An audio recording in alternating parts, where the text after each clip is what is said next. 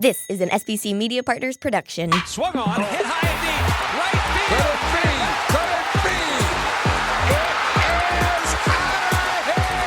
field. Phillies fans, these are your glove stories with Murph. Check in with Greg Murphy. Murphy, you got a special guest, huh? Hi, everyone, and welcome to another episode of Glove Stories with Murph, brought to you by the Parks Casino Sportsbook app and the great folks at Red Robin. It is hard to believe, but it is our final regular season episode of Glove Stories, and we thank you for being here all season long. And we figured the perfect way to close out season number one is to, well, bring in a guy who was perfect as a closer back in 2008. Phillies fans certainly remember that, but an 11-year career in the big leagues, 6 times in the postseason, a 2-time All-Star. We welcome in Brad Lidge to the show. Brad, thanks for being here. Yeah, Murph, thanks for having me. I know you've had some great guests, so it is an honor to be closing this thing out for you. Yeah, and it really is special to have you here. I'm excited to talk about, of course, the 2008 season, and I'm sure that's the season you get asked about the most, or certainly when you're in and around Philadelphia. But I want to go back. I want to go back to the beginning, where baseball started for you. And I know you were an athlete growing up in Colorado. You played 3 different sports, right, or more? Yeah, 3 different sports, unless you want to count ping pong, because I did love ping pong, still do. It's one of the few I can still play with reckless abandon. But yeah, I tried to play football, baseball, basketball, whatever the season was, and had a great time with it. The neighborhood I grew up in was a competitive little suburban area on the outskirts of Denver, and it was a lot of fun. And we just whatever the season was, we switched into that mode. Yeah, which is such a great way to become an athlete. It's like we always talk about the specialization nowadays and how players are singling in. But back when we were growing up, it was whatever the change of the seasons, that's the sport you're playing. But when did baseball kind of separate itself for you? Was it in high school that you thought to yourself, okay, this is probably, if I'm going to go on further, this is the sport I'm going to be with? Yeah, it was definitely high school. I think my freshman year I played all 3 sports, but then my sophomore year I whittled everything down to just baseball. Yeah. And for me, I didn't grow a ton. I was a little bit of a late bloomer, so I was kind of tall and skinny, which would be good for basketball, not so much for football. But I didn't make. We had a real competitive high school in that, and my sophomore year I was feeling pretty confident that I might not make the team in hoops. So I was like, well, whether I do or don't, it's time to focus everything on baseball. And I just started dabbling with pitching. I didn't really pitch in a serious manner until I was a junior. And so but I did enjoy playing the outfield. I played center field and had a real good time with that. So baseball kind of became a more serious look. And to be honest, Murph, it really wasn't until I was a senior that I had any inkling that I could actually play beyond high school. Yeah. And then all of a sudden, and I've heard that from other guys as well, all of a sudden it kind of clicks and you realize there's scouts coming to watch games and your coach is saying, hey, you've got a real opportunity here. Do you remember that time as being an exciting time for you, or did you feel the pressure of being watched like that? How did you handle it? Yeah, it was extremely exciting for me. When I was a junior, I played on junior varsity and I pitched a little bit more. But, by the time I was in between my junior and senior year that summer, I remember I had a kind of a come to Jesus, if you will, with our coach at our high school, Mark Johnson, who was a legendary high school coach. And he was kind of saying, listen, here's the deal. The center fielder we have, Darnell McDonald, he's going to be a 1st-round draft pick. Your left fielder and right fielder, the corner guys are full ride D1 guys. And quite frankly, we like our guys on the bench to be able to play a little infield too. And I didn't have those characteristics. So it was one of those deals where he was like, you need to fully transition, mentally into pitching. Right. You've got a good arm. I've seen you throw it in from the outfield a lot. I've seen you on the mound a little bit, but we really got to get it going. And I remember playing just tons and tons of long toss, starting to do some bullpens with some pitching coaches and stuff between those my junior and senior year. And lo and behold, for me, somewhere along the line, I put on about 7 or 8 miles an hour, went from like an 83, 84 guy to about 91, 92.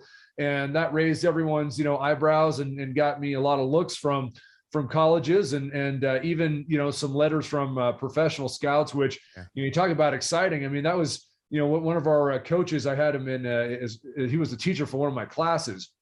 And he would always wait till everyone got in the class. And he was awesome. He'd come around to the desk and be like, Brad, here's a letter from the Montreal Expos. They are recruiting you. And, it let us puff our chests out a little bit for anybody, that might have the fortune to be in that position. But it was real cool. And yeah, it was a really exciting time in my life for sure. It's amazing the moments in people's lives, not just professional athletes, but the moments that kind of change our trajectory in life. And for coach to be able to see that, all right, let's stick them on the mound and see what happens. Well, look what happened. That's pretty darn good, right? I hope he gets a Christmas card. That's right. And I was fortunate too, because our our number one starter tore his rotator cuff playing football. Our number two guy blew out his back, and all of a sudden, lo and behold, I was kind of just thrown into the rotation. And for me, for being in high school and not really having pitched a ton at a varsity level, thank God I could throw it hard, because I didn't really know what I was doing at that point at all yet. So I would just try and rear back and let it eat. Yeah, you could do that in high school, but so you make a big enough impact that you get drafted out of high school, but you decide college is the place for you. And what better place, if you ask me, I'm a Murphy, so what better place to go than Notre Dame? Was that when you started getting recruited? What drew you to Notre Dame? What made you want to be there? Yeah. So, I was fortunate in that I had a healthy year that year. As I mentioned, some of the other guys got hurt, but I was slowly but surely more, colleges were kind of looking at me, and even a couple pro teams, as you mentioned. I got drafted actually after my senior year in the 42nd round by the Giants. And it became an easy decision to go to college, especially because, I had a decent amount of kind of smaller colleges that saw me and were recruiting me. But Notre Dame kind of got in really early in the process before I had actually thrown in any games of our regular season my senior year. And they saw me pitch at a little tournament in Arizona when I was just starting to get that higher velocity. And Brian O'Connor, now the head coach at University of Virginia, saw me throw, and he was like, hey, listen, we like what we're seeing here. We'd love to get you out on a trip, and we can probably give you a little bit of a scholarship. And my parents, they were just like, oh my gosh, you got to do this. This is Notre Dame. Like, the other schools don't even worry about it. And so I went out there and had a great recruiting trip, really enjoyed the coaches, the head coach, Paul Maneri, who just retired after a great career at LSU as well. So I had great coaches there and everything else. And I kind of fell in love with the place on my recruiting trip. And, definitely the guys I was staying with tricked me into thinking that the weather was just bad on the trip that I was at.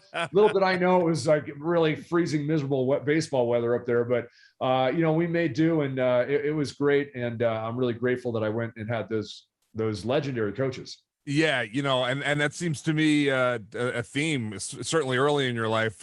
Great coaching and great players. Talent is one thing, but you need that development. You need that coaching, right? You need guys that can see different things that you're not seeing. Oh, absolutely. I mean, every step of the way, you need those guys. And as you said, I was fortunate enough to have them. Brian O'Connor was just kind of a hidden gem that we had at Notre Dame. And it didn't take people long to identify him as like, all right, you might be the pitching coach there. You need to be a head coach at a major program really soon. He did a lot for me. He talked about, not just my mechanics, but also my mentality and just how I carry myself around campus and everything else, and just being a confident person. And, all these little things that are kind of between the lines that make someone go from a 42nd round pick to a first round pick, which I was fortunate enough to be by the time I was done because of a lot of the things he said. Do you look back at your college experience at Notre Dame and think was it all baseball, or were you able to be a college student as well, a student athlete, obviously, but a college student? Do you remember those days as being fond days? Oh, for sure. I still keep in touch with my roommates, and Notre Dame, you're not really thrown in with other baseball players when you're a freshman. Whatever sport you're in, you're thrown in with everyone else, even football players. So, those guys coming from different walks of life and having different perspectives, it was great. And absolutely, I got to enjoy being a student as well, going to the football games and and really enjoying the tailgating, scene and just having a great time there. So, look, I mean, obviously Notre Dame is a tough school. And if you're not, going to class or paying attention, you're not going to make it there. So you got to put yourself as a student first and foremost, and, then a student athlete right after that. And then hopefully there's time in between to enjoy being in South Bend and watching football games. Yeah, and the weather's only really bad for like 9 months out of the year up there. So yeah, there's probably 3 great months, but I don't see them during the school year. I think they're during the summer. So exactly right. All right, so as you mentioned, you get through your college years, biggest player of the year at one point, and the resume continues to build. And by the time you're ready to make the jump, you are a first-round pick. Take me through. What do you remember? Because, we hear about being drafted, or like you said, in the 42nd round out of high school. And I'm sure that was a pretty exciting, experience for you. Sure. But now here you are, first round pick, and you realize, okay, my life is really starting to change, and baseball might be a big part of what's going to be my future, right? Yeah, that's right. And, I think going to Notre Dame, as a freshman, I didn't pitch much because I had mentioned before, like, I didn't really know what I was doing. I was just kind of rearing back and throwing it. And I had some shoulder issues too. So I didn't even get on the field that much as a freshman, to be honest. And then my sophomore year I got to be a starter, and my velocity had gone up. I was in the weight room. I really didn't work out a ton in high school. So I was in the weight room a lot, getting stronger, working on mechanics. More velocity was coming, but still not a great performance as a sophomore per se. But I was throwing the ball pretty hard. And so my junior year kind of started with some hype for sure. Like, hey, he went from kind of a 91 in high school to a 94, 95 as a sophomore. He could be, a top 5, 10 round pick if he continues to develop. And I started off just awfully in my junior year. In fact, my first game was against the University of Miami and Pat Burrell, and they decided to absolutely light me up.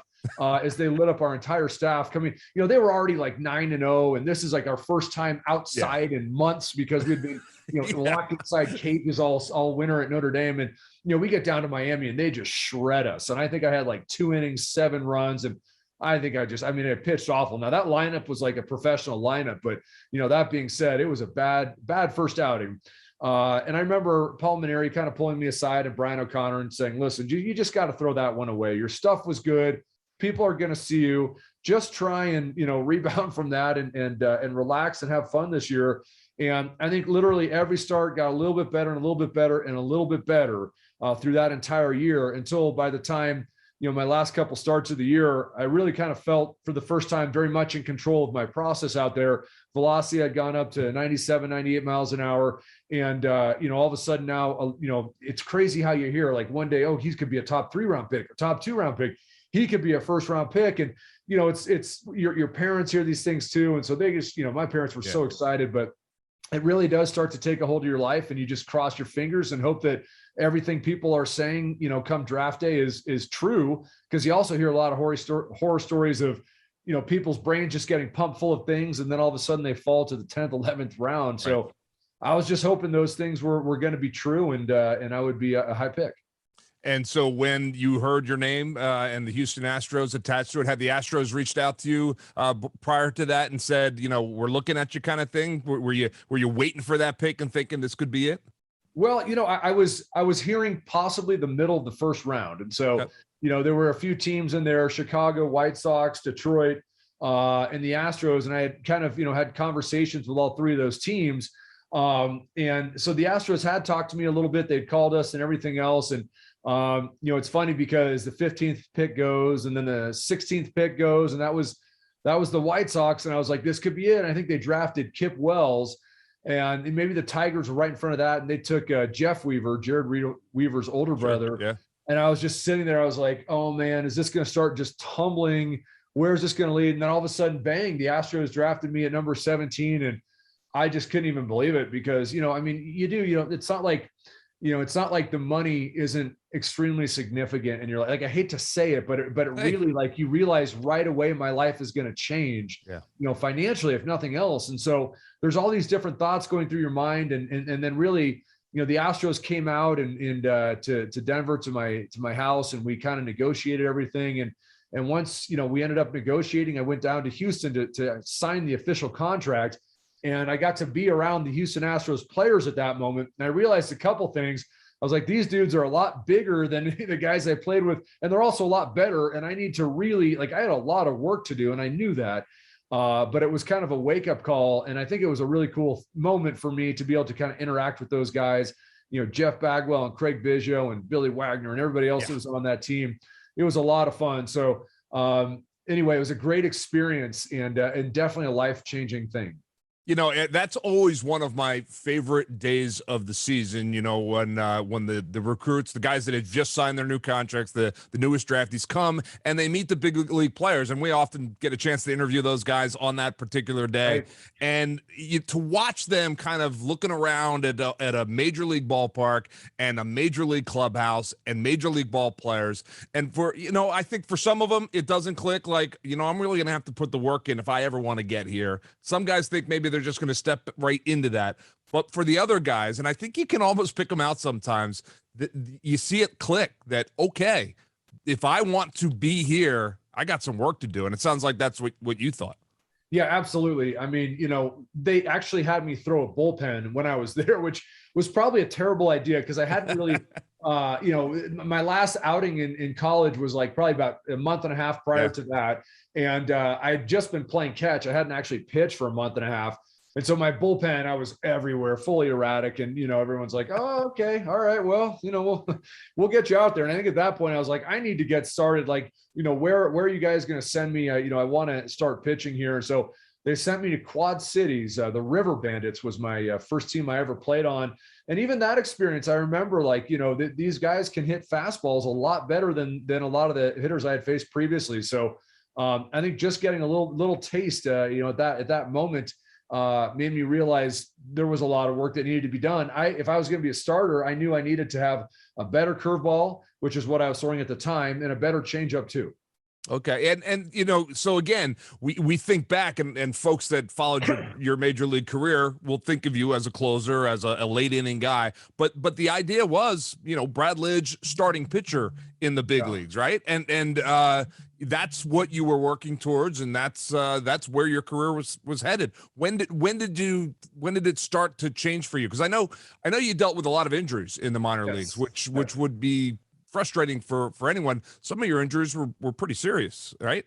Yeah. I had a line drive comebacker that broke my right wrist, my ulnar bone down by my hand. And, I still have a metal plate in there from that, but, a few times tore some tendons in my elbow, had a rotator cuff get torn in my shoulder. So I was having all kinds of issues trying to stay healthy in the minor leagues with the Houston Astros. At one point, I had more surgeries 4 than wins 3 when I was going through the Astros farm system. And so a lot of people were like, this guy is never going to get out there. And in my mind, I was like, don't give up on me. Don't give up on me. Because, even though it had only been a couple of years, it was starting to get a little bit late for me to get out there and stay healthy. But Dewey Robinson, who was a fantastic minor league pitching coordinator with the Houston Astros, he came over to me and he was like, look, you can still start for now. He's like, but we have to change your mechanics. He's like, every time, you crank on your curveball, your arm's hurting. He's like, I want to get your hand away from your head. This is a little bit risky because it's going to be it's going to feel very different. And I want to teach you a slider instead of that curveball. And I was like, oh man, I don't know, a big mechanical change. I just want to get out in the field and pitch. And he's like, just trust me. So I did it. And lo and behold, everything felt so much better. It was amazing. And he was spot on. He got I used to kind of come through with my hand by my head in my delivery, and he got it away from my head. And it was amazing. My velocity actually went up a click when he did that. And the slider was a better pitch for me. I was getting more swings and misses on it than I ever had on a curveball.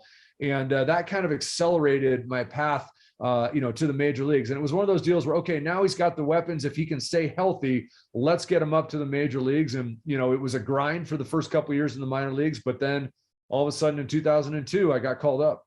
Yeah. And so two things, when I'm listening to that story, two things jump out at me. First, you said, don't give up on me. Don't give up on me. But I would imagine, I mean, you're a young man. You know, gone through college, so maybe a little bit older than guys when they first get into the minor leagues. But don't give up on yourself at that point is probably just as difficult, right? Because it can be frustrating. It can beat you down with the injuries. Yeah, it's a great point. There was definitely a time where I remember sitting in a dugout somewhere, you know, not able to get on the field after about 2.5 years in the minor leagues or 2 seasons. And I was like, all right, I need to, you know, finish this class and this class to finish my degree. And then do I want to go into marketing or like, what is, so like, yeah, I mean, you're fighting those thoughts and, you know, it's really tough for sure. And you just got to kind of stay with it. You got to know that your time will come again, but I'd be lying if I said there weren't times where I was like, maybe I'm just not meant to throw a baseball. Like every time I do it, something blows out.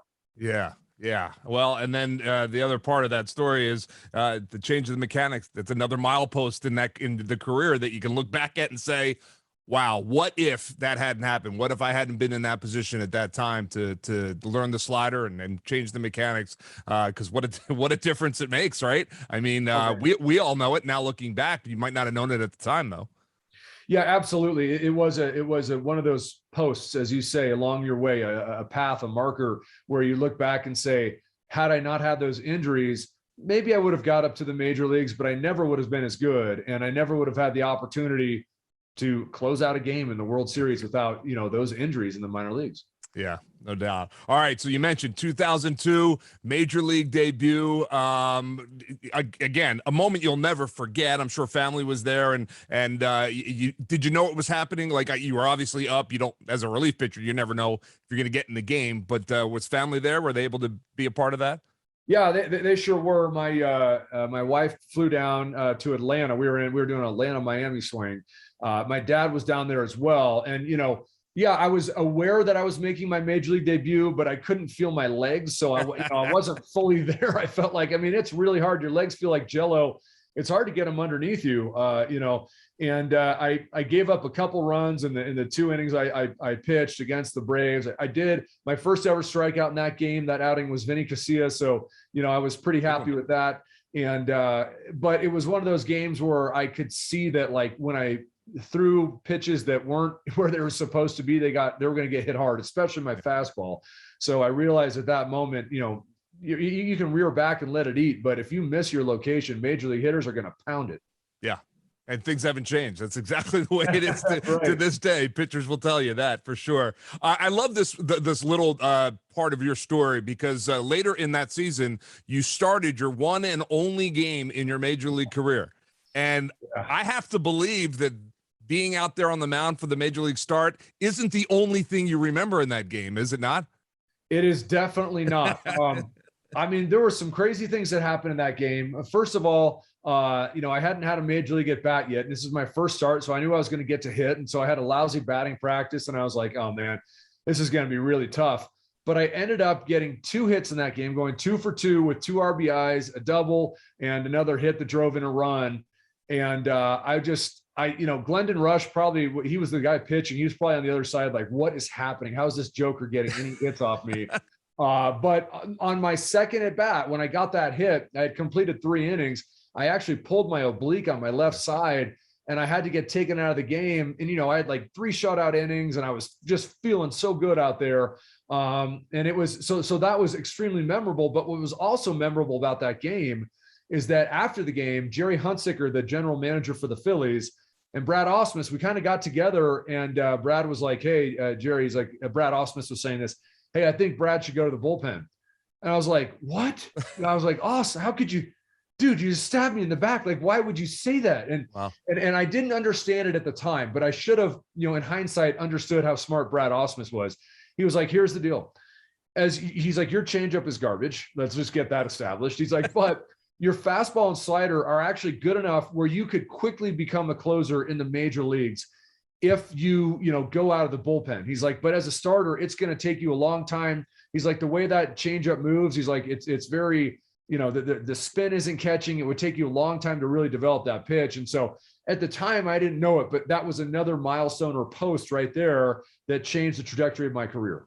How about that? That's really interesting. Well, just for the record, they were the only 2 hits in your career. You had Yeah, 7 plate appearances, and Yep. you finished your career as a 286 hitter. I mean, a lot of guys, they'll take that, right? Oh, heck yeah. No, I'm not going to complain about that at all. The other 5 at bats I had were, out of the bullpen, and I was pretty much just up there standing with a bat on my shoulder, trying not to hurt myself. So yeah, or grind into a double play or something like that. Exactly. Right? Exactly. Right. Yeah. I love that. I love that you got those hits, and hey, there are guys that never get that. So you have that. I'm imagining one of those baseballs right behind you is that particular baseball. Yeah, it's definitely around here somewhere. Yeah. So so you make the move to the bullpen, and obviously in retrospect, just probably the best move you could have made. And 2004, you have an outstanding season. 2005, you're an all-star, another great season. When did it click for you that okay, you know what, I can be a dominant guy coming out of the bullpen? I think so. My first full season, 2003, I was feeling really good, coming out of the bullpen. But I was a setup guy, basically for Octavio Dotel, who was a setup guy for Billy Wagner. So I wasn't really, the main setup guy yet. But I had thrown a lot of innings, and I think what really clicked for me more than anything is that, you know what, I can stay healthy throwing out of the bullpen. I can throw a lot of games. It never hurts to throw 3 or 4 days in a row. It always hurt to get late in games with the pitch count getting up as a starter, but not as a bullpen guy throwing more often. So I started to realize that my arm actually would feel better a lot of times, even the second or third day throwing out of the pen. So that's when I kind of realized I could probably put a little extra on it. And then I think 2004, so we traded Billy Wagner after 2003. In 2004, we traded Octavio Dotel in the middle of the season, and I got to become the closer for the Astros. And I'll tell you, the amount of adrenaline I had going out there was just incredible. And I think, that was when I really realized, like with my slider, I could just rear back and throw it as hard as I could. And as long as it had that appearance of a fastball in the strike zone, I didn't really think about command or location. I would just rear back and let it rip. And I was, very fortunate. Guys were not identifying the pitch. I was getting a lot of swings and misses on it. And even through 2005, for the most part, it was obviously a great weapon for me. Well, yeah, I mean, you were an all-star in 05. At the all-star game, you dominate. I mean, I would imagine that's a great memory of yours. You're at your first all-star game. You're looking around at the best ball players on the planet, and you're one of them. And you go out there and strike out the side, and your only opportunity, if I'm not mistaken, 11 pitches, 9 strikes, and boom, boom, boom. You've got some 3 outs. That had to be pretty special. It really was. I think I tied Doc Gooden, in my, I guess, the lowest amount of pitches for 3 strikeouts in your first All-Star game or whatever. So, yeah, I couldn't have felt better after that. I mean, that was just one of those crazy deals where, I was at that All-Star game with Roy Oswalt, Roger Clemens, and Morgan Ensberg. And we had a great time. And I was I felt like kind of on top of the world at that moment, just because, it's one thing to get to the All-Star game. It's another thing to get in there and do well. And it really was, one of those outings where my family and friends were there as well in Detroit. So it was a lot of fun.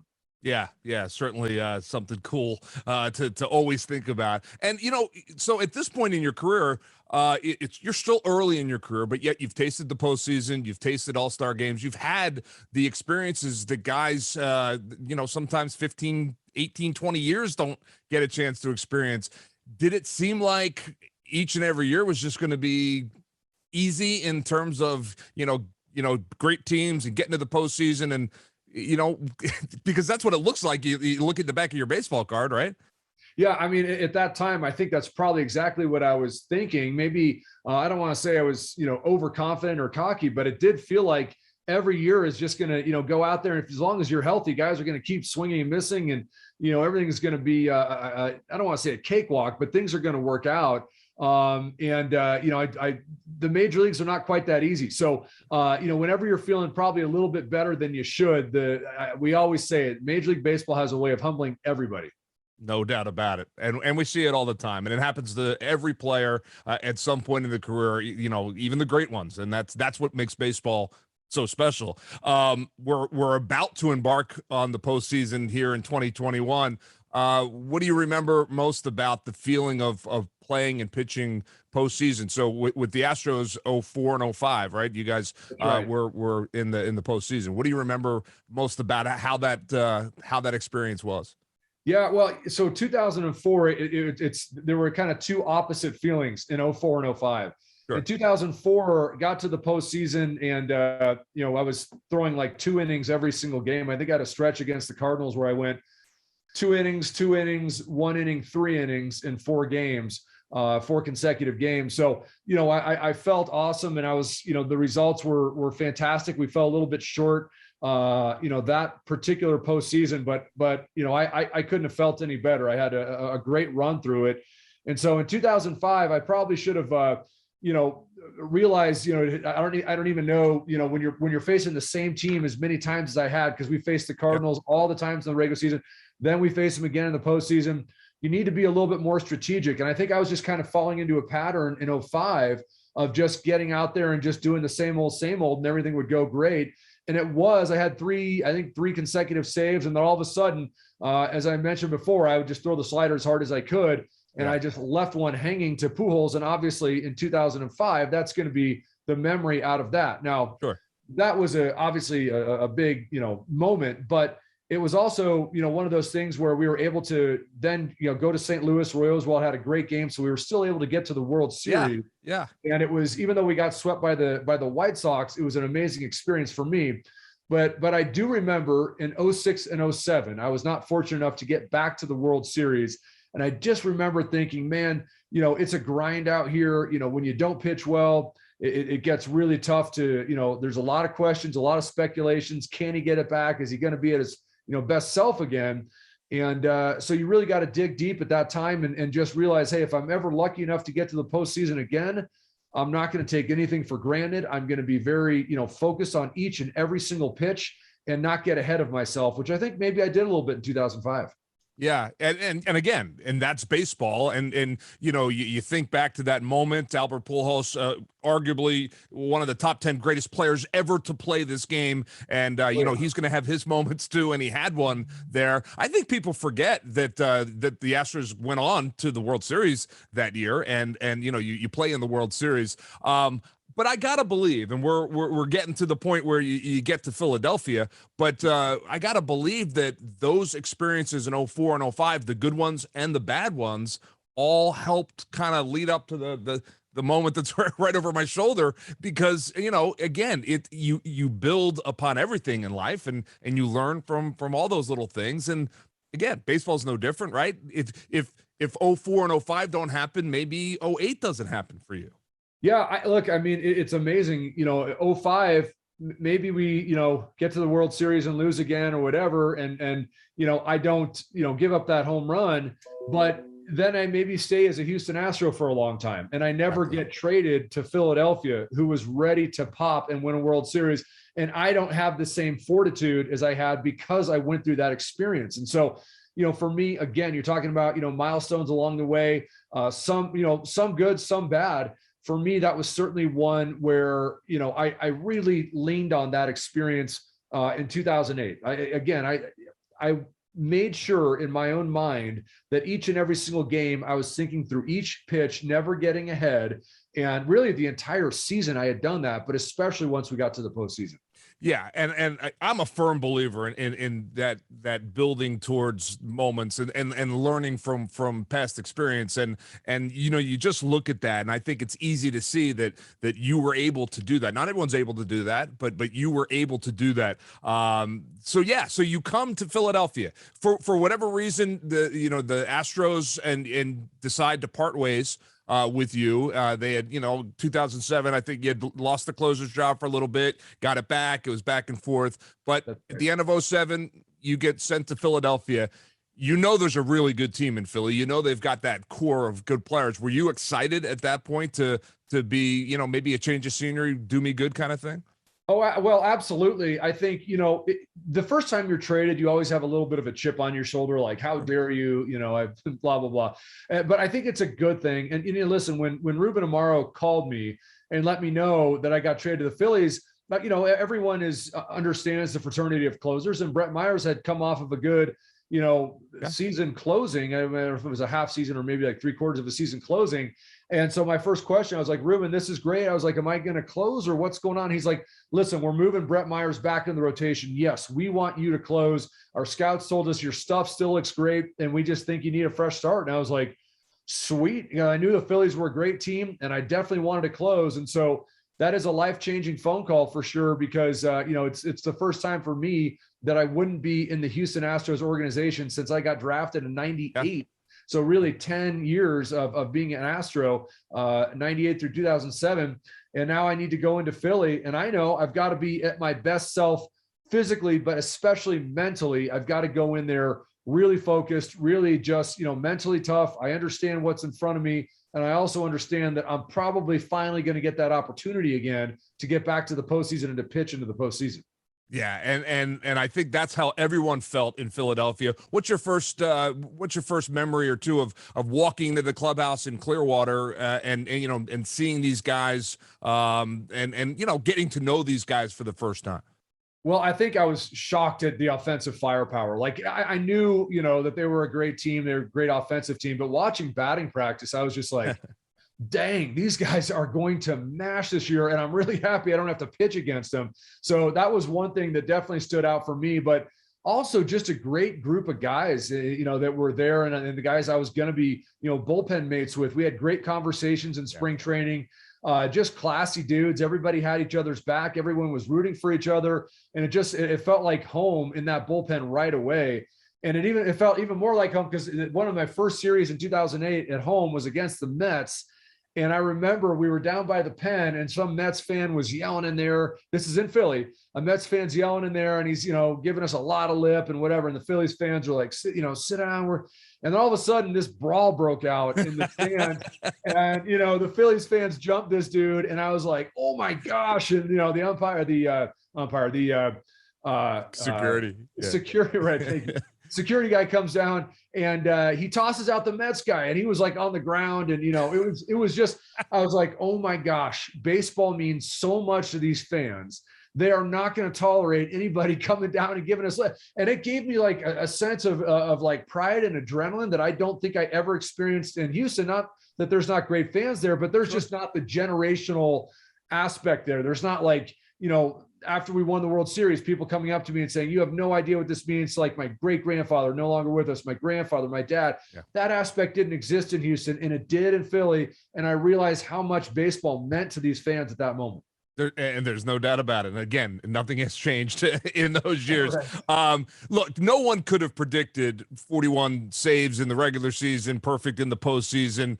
No one, I don't think even yourself could have believed, closing baseball games in the big leagues is a hard business. And the great ones always invariably, blow one here and there.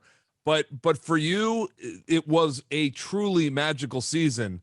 Not without adversity. A couple of times your teammates picked you up. I think back to, we've been reliving the 2008 season on the podcast with Charlie Manuel in our second block each week. And so we've relived a couple of those great games. And I call it, and probably others do, the Victorino game where he just went off offensively, but also the big throw to get, I think it was Gregor Blanco at the plate to save, I think it was save number 18 or something on the season for you. Yep. But you need your teammates like that. You need guys like that to be perfect. Do you not? Well, you absolutely do. I mean, it's a great example of why that season went so well. Guys were making plays. We had an incredible defense out there, but one or two times I absolutely, without great defense behind me would not have converted the save. And on that particular moment, Shane throwing that guy at a home plate, Gregor Blanco, I think you're right. Yeah. I realized, probably somewhere around there, like, oh my gosh, even if we have a 1-run lead and, the guy hits a leadoff triple, all I got to do is just go out there and keep throwing strikes, keep doing my thing. And the defense I'm going to strike the guy out. The defense is going to make a play. Something's going to happen that's going to end up with the right result. And I really started to believe that, every single time I went out there and the results worked, it was like, how could you not believe in it? I mean, I really felt like no matter what, when I went out there, it was going to work. Yeah. And it did. 40 straight times, and then the 41st time, second to last game of the season.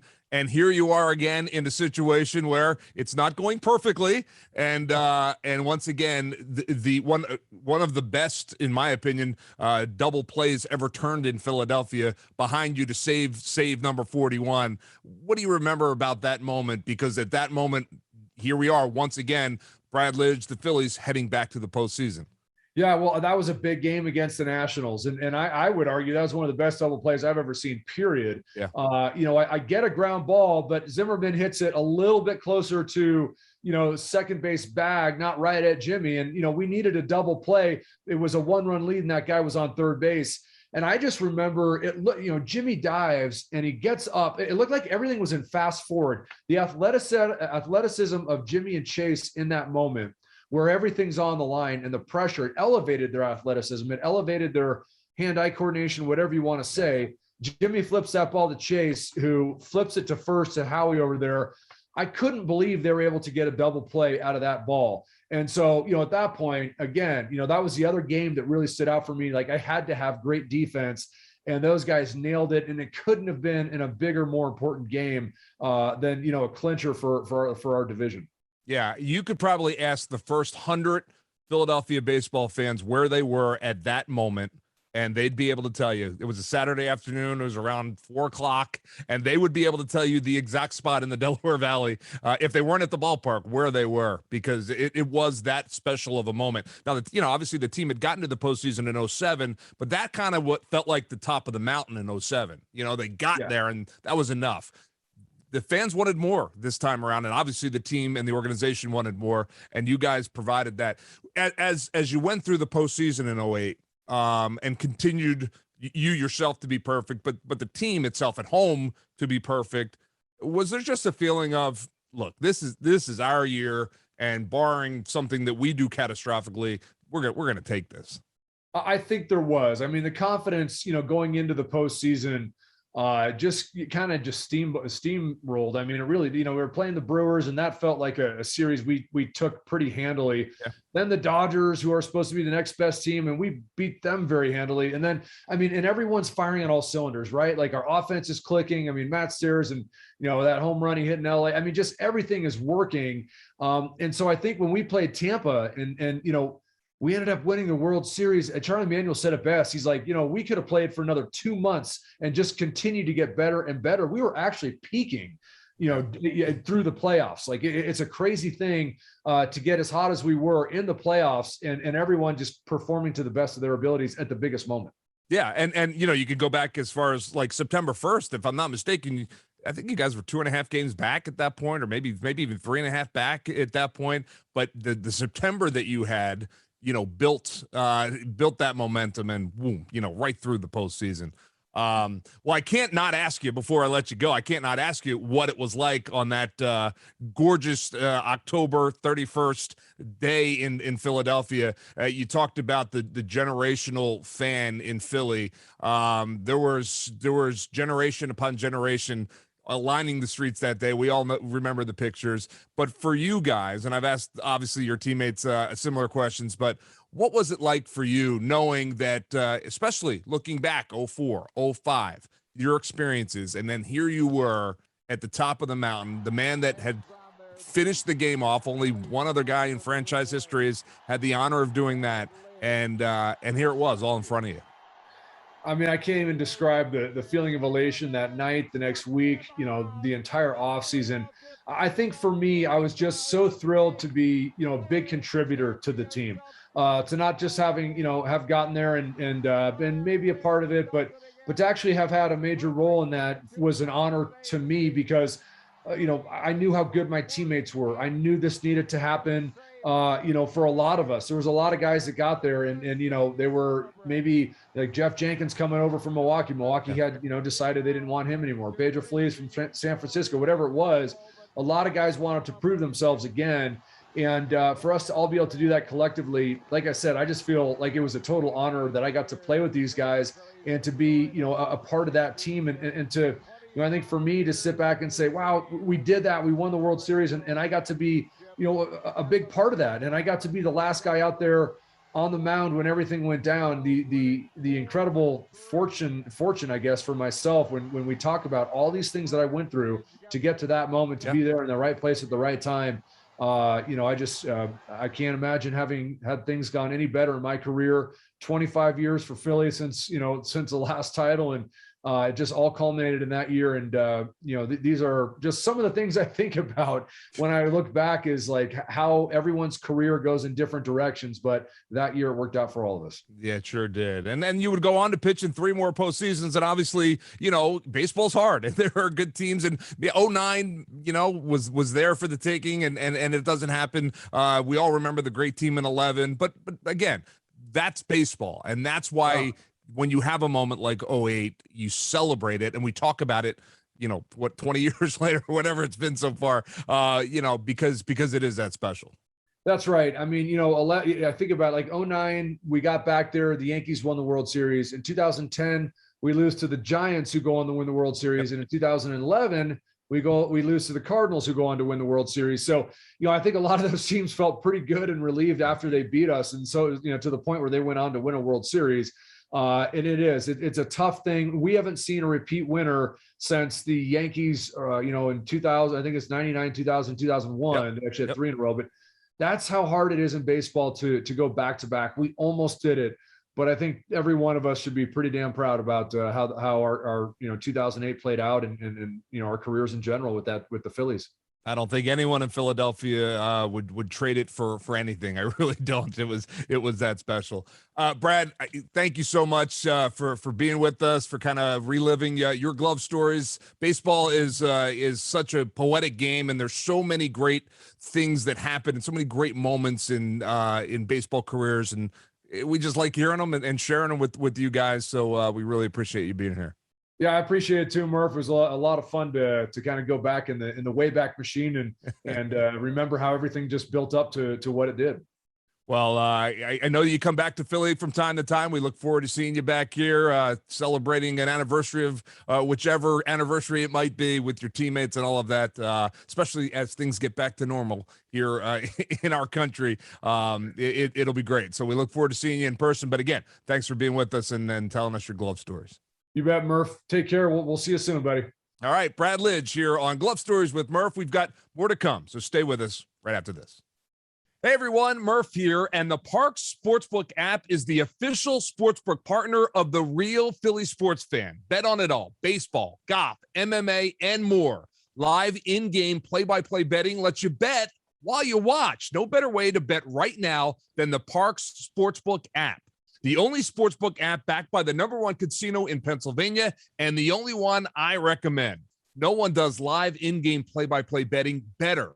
Bet the money line as it changes during the game on the Parks Sportsbook app. Plus, bet on individual player performances. In baseball, you can bet on hits, home runs, and pitcher strikeouts every inning. How about golf? You can bet on match winners, bet on leaders after rounds, and more. New customers sign up right now and get your first bet risk-free up to $500. Just download the app or click parkscasino.com/PA and use promo code ACTION. Do it now. Your first bet risk-free up to $500. Just download the app or click parkscasino.com/PA and use that promo code ACTION. The website has all the details. Get game previews, podcasts, and more on Twitter at Parks Sportsbook. You must be 21 and in Pennsylvania. Gambling problem? Call 1-800-GAMBLER. Glove Stories with Murph is brought to you by Red Robin. Whether you're hungry for a juicy gourmet burger with bottomless steak fries and an ice-cold beer, or a crispy chicken tender salad and freckled lemonade, whatever you crave, there's something for everyone at Red Robin. So dine in or order curbside to go, delivery, or catering. Order online now at order.redrobinpa.com.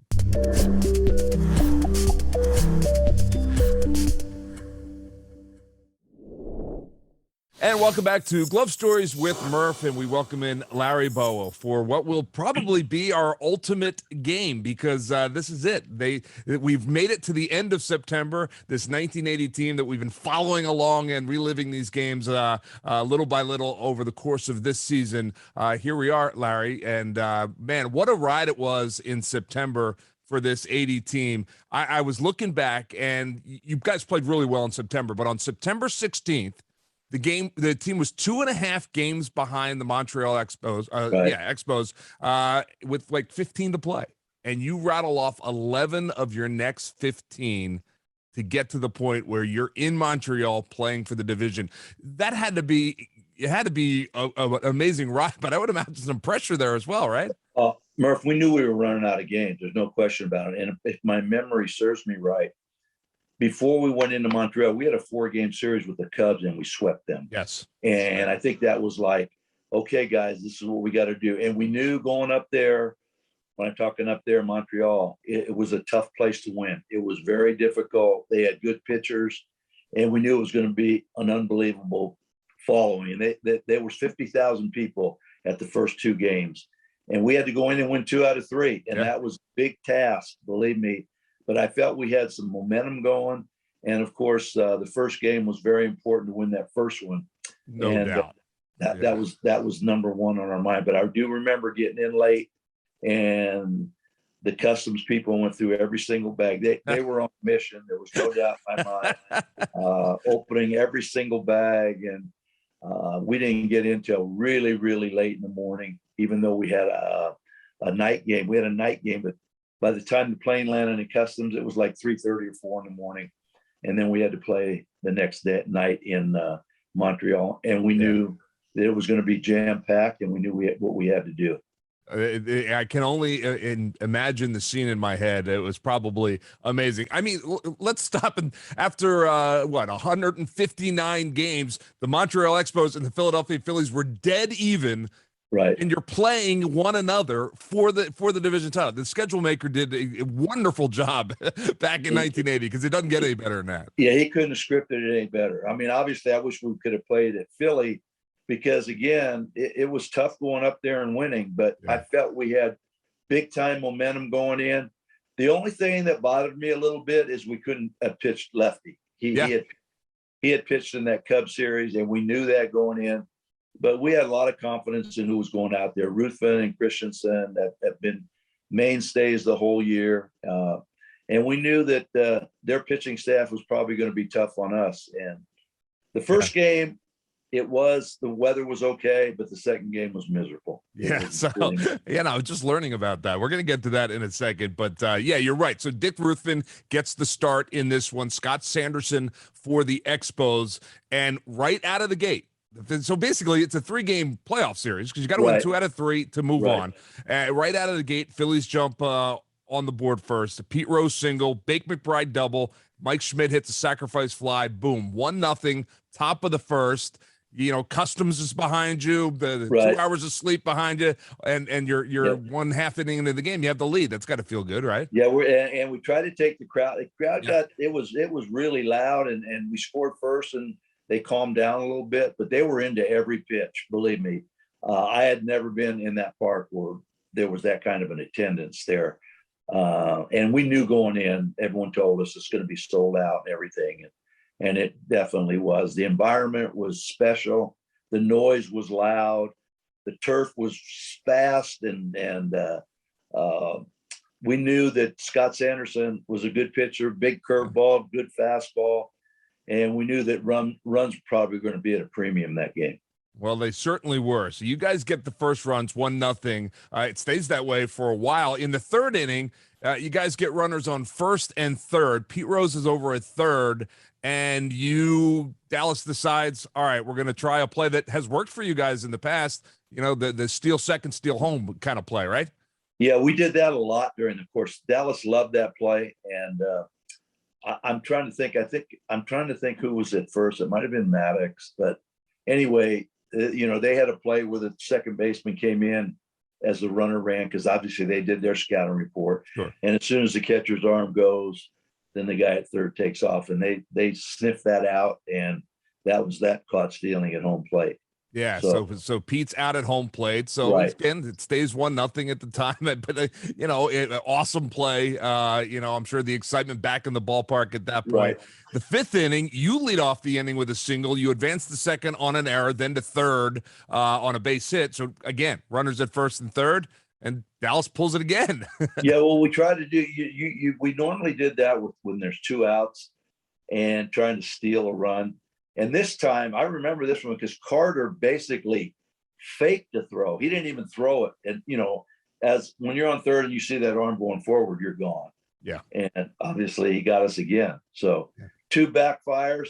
And I know Dallas wasn't too happy, but hey, that's baseball.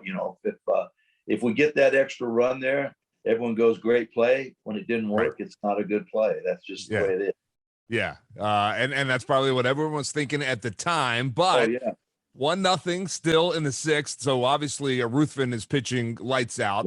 He did an outstanding job. Right. And Mike Schmidt steps to the plate and boom, he hits a home run. One of the biggest home runs that he has hit in his career. It's not going to be the biggest yet, but it was a biggie, and he makes it 2-0 at that point. Schmitty, for some reason, I try to look back on this. He's always been a pretty good hitter in Montreal. A lot of guys didn't like hitting there. It was in the background. The scoreboard and center was way behind the fence. The depth perception bothered me a lot. But Schmitty was huge in that series, and that was a huge home run off Scott Sanderson. And again, he started to put everything together there.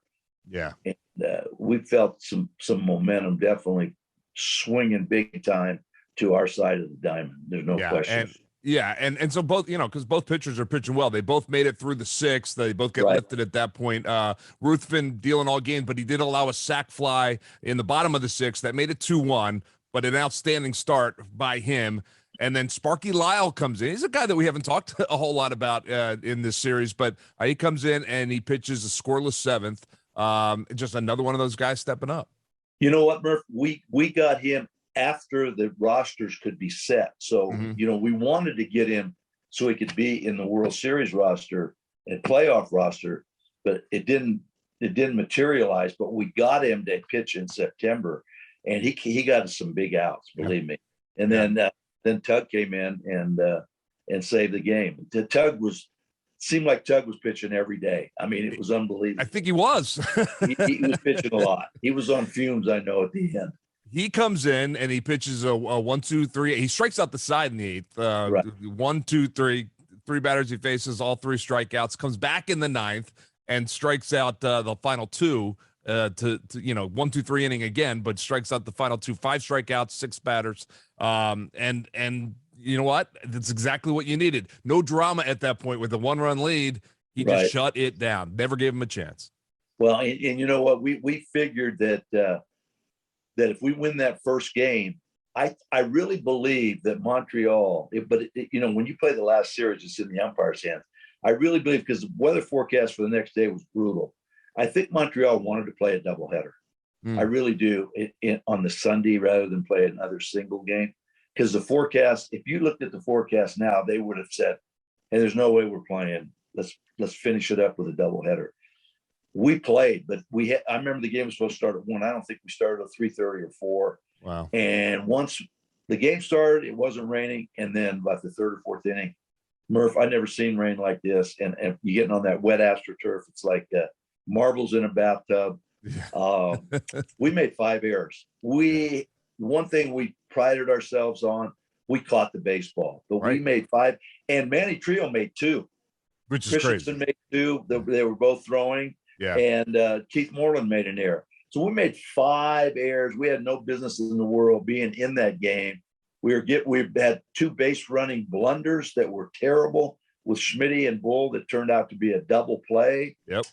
And but we kept battling and scrapping and clawing, and eventually things turned our way. Yeah, it's funny because I've obviously seen highlights of this game. I'm sure I have, and I've talked to folks about this game, but I never connected to me that the weather was that bad, and obviously played a big part in this game. As we go through it, you'll see. But Larry Christensen, Steve Rogers are the pitchers in Game 2. Phillies win the game, you win the division, it's over. Expos win, you play on Sunday for all the marbles. So obviously another big game. Bottom of the 3rd, no score. Christensen walks Rogers, and here's what you were talking about. Tries to pick him off at first, throws it away. Rogers moves up the 2nd. tries to pick him off at second, throws it away. Rogers moves up to third. Then Jerry White homers 2-0 Expos just like that. And as you said, and then the rains start, and it becomes a challenge. Well, to this day, when I see LC, I say, I look back at that game because I've watched it a lot. And what are you doing trying to pick off Rogers? He doesn't have – I could see if it was LaFleur who stole 95 bases that year. Right. It was Steve Rogers. I said, you're throwing over there. It's wet. And then he at that time, we had pitchers, if they wanted to put on a pickoff play, they would pick their pants, and if you answered, and he put it on again at second, and I'm going, okay, this is going to be a courtesy, I hope. And he throws that into center field. And every time I see him, I say, let's try 2 pickoff plays with Rogers on it. He starts cracking. But, I have no idea what his thought process was, Murph, believe me. The only thing I could think of was when I was working on this game was he walks the pitcher to lead off the inning, cardinal sin, and he's just trying to erase that mistake, That's the only thing I could think of. Yeah, or he thought maybe because back then there were a lot of sacrifice bunts.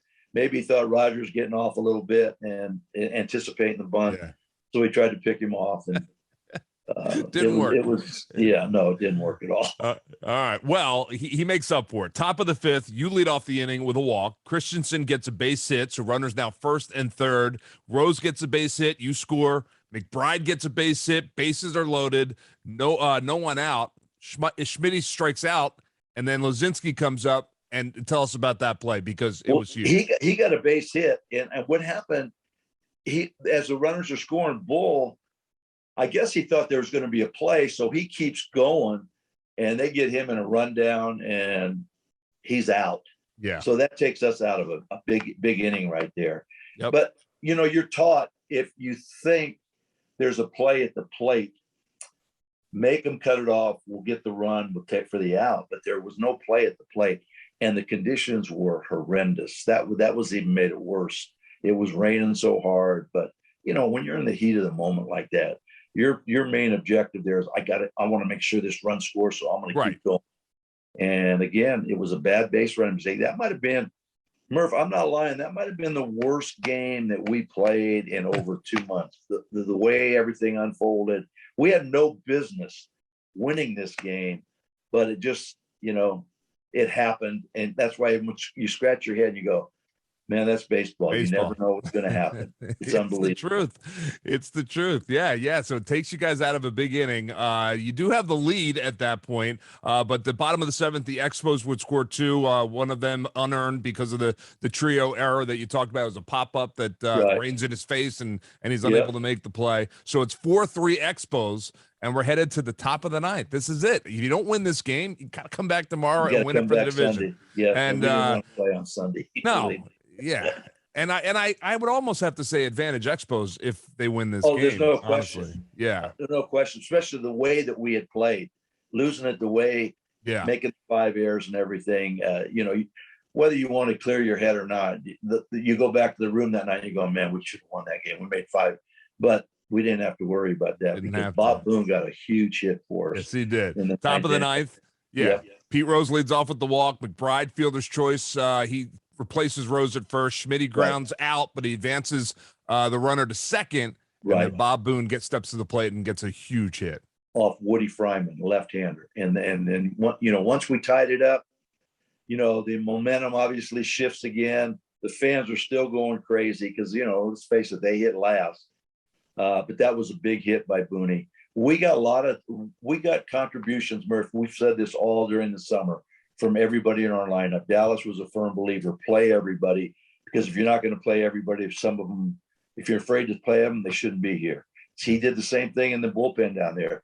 If you're not going to use them, they shouldn't be here. And he used everybody that entire summer. It was unbelievable. Well, and it pays off. I mean, here you are at at crunch time, and guys are getting big hits, even if they're coming off the bench and making big plays. And that's what it's all about. So then in comes Tug McGraw, who had thrown 2 innings the night before, but his arm's probably about 3 inches longer than it was at the beginning of the season. Scoreless bottom of the 9th. The bottom of the 10th, he allows a runner to get to third, but strikes out Andre Dawson in a huge moment in the game, right? Well, Dawson wore out left-handers. I mean, and obviously, we had the infield in, and I'm thinking, as wet as this turf is, oh my God, I can see him getting some top spin on the ball. He struck him out, which was like, you're out there, you're going, thank you. And, but Tug he reached down and got a little extra. I mean, for him to come back and throw 3 innings, Murph, after 3 innings, yeah, 2 the day before, and the conditions being what they were, it was unbelievable what he did. Yeah, and it had to pump you guys up. It sets up the top of the 11th inning. Pete Rose base hit, and then Mike Schmidt hits a home run, and that's it. You know, I mean, you gotta play the bottom half of the inning, but McGraw shuts him down. But talk about a big swing of the bat, right?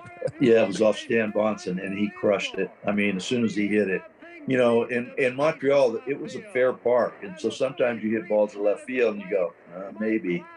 This ball was no maybe. I mean, as soon as he hit it, the dugout went crazy. And you talk about a hush over the stadium.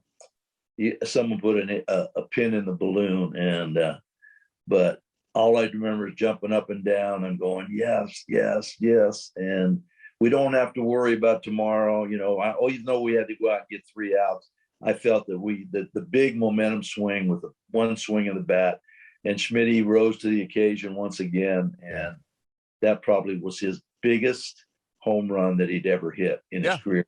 I think to get us to where we wanted to go. I mean, there's no question about that. It's almost the perfect ending to that season. To have it come off the bat of Schmitty. You know, what an unbelievable year he had, and right. It, you know, and it was a heavyweight fight between you guys. I mean, knocking each other down left and right, but finally you get the final blow with Schmitty, and then I got to imagine Tugger. He comes in, pop fly, ground out, strikeout, game over. It was quick, and you know, the first thing that went through our mind as we're getting off that field there. First of all, I don't think very many of us played the last game Sunday, so Dallas said there might have been a couple guys, but we knew that we didn't have to face the Reds or the Dodgers because we were going to face Houston, and the Reds and Dodgers, for some reason, they had our number. I mean, they were good teams. Yeah. It wasn't like, oh, you know, you guys shouldn't even be. We battled them, but they kept coming up with a big hit or making a big play or getting a call. But we knew that we didn't have to face them. And we felt good about ourselves, even though we're playing Houston. We had good pitching. Yeah. But once we won the first 2 in Montreal, it was huge. It was, I mean, big. Yeah.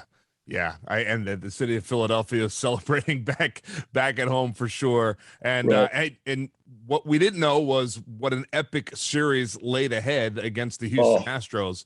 And we're gonna talk about that at some point. But but you had to get there first, and you do it by winning 2 out of 3. You ended up losing the final game of the season.